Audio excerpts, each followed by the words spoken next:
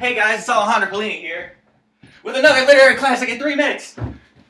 This week I'm doing Beowulf. Okay, so in the time of the Spear Danes gone by, there were Spear Danes and Half Danes, and then the two Danes, they intermixed and intermingled generation by generation, and at this point they're all chill, and they're hanging out in a great hall, drinking mead and having a lovely time, when suddenly Grendel shows up. Grendel is an evil monster who was never physically described in the text, but he's the embodiment of evil, and he scoops up a bunch of miscellaneous Danes and eats them with his jaws and spills their blood across the floor and retreats to his lair, and so all the Danes are distraught. What are we going to do about Grendel? I don't know. No one's strong enough to defeat Grendel. And then a boat pulls up, and Beowulf gets off, and he goes, "Hey everyone, my name is Beowulf. I heard about Grendel. I'm here to help." And Unferth goes, "You know what, Beowulf? You're just a coward. Everyone knows that when you challenged Brecca to a swimming contest, Brecca appeared on shore before you. You were beaten in the swimming contest." And Beowulf goes, "Well, yes, but that's only because I was fighting sea monsters. I had my armor on and a fucking sword, and I was slashing sea monsters down in the ocean while I was swimming. So yeah, it took me a little longer to get back to shore, Unferth."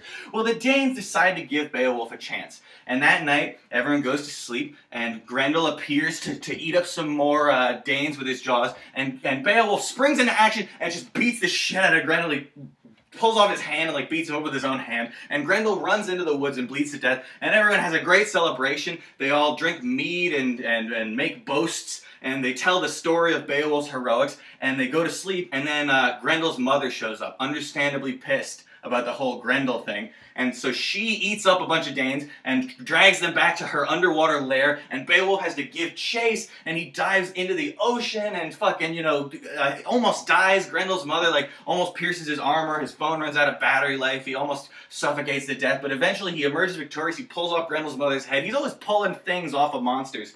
And he swims back up to the shore, and he's got Grendel's mother's head, and everyone goes, "Eh!" And then they have another celebration, and they tell the story of this dragon slayer, and then Beowulf tells the story of Grendel, and then Beowulf tells the story of Grendel's mother, and it's like, everyone is just telling stories over stories, stories within stories, stories about stories that we've already heard. Like, I didn't realize Charlie Kaufman wrote Beowulf. That's a dumb joke, Alejandro! So then, Beowulf goes back to his home of the Geats, and he becomes the Geat king. Everyone thinks he's a great hero, and he tells them the story of Grendel and the story of Grendel's mother, and everyone tells a bunch of fucking stories. And he's the Geat king for 50 years. His father dies, he ascends to the throne, he's a good king. And suddenly, now he's like 80-something, and a dragon is angered, and a dragon begins laying waste to the countryside, and Beowulf goes, "I'm gonna defeat this dragon." And everyone goes, "Beowulf, why don't you chill? You're in your 80s. And he goes, "No," and he totters and he gets his armor on, he goes out with a fucking sword, and he fights the dragon, and he pretty much loses. Like, this dude named Wiglaf has to save his ass, and together they defeat the dragon, and then Beowulf perishes of his wounds.